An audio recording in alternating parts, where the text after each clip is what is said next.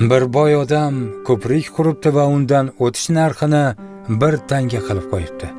Hamma uning bu ishini qoralab, ziqna, xasis deb so'kibdi. Bir kuni dunyodan ketish oldi boy odam o'g'lini oldiga chaqirib shunday vasiyat qilibdi: "O'g'lim, odamlar meni butun umr yomon nom bilan atashdi. Sen shunday qilginki, men o'tgandan keyin hamma meni yaxshi nom bilan eslashsin." O'g'il esa otasidan keyin ko'prikdan o'tib qo'yish narxini 3 tanga qilib qo'ydi. Shunda odamlar ziqna, bu otasiga o'xshamadi, otasi insofli edi deb xotirlashibdi. Bundan xulosa shuki, hayotimiz ham aslida shunday.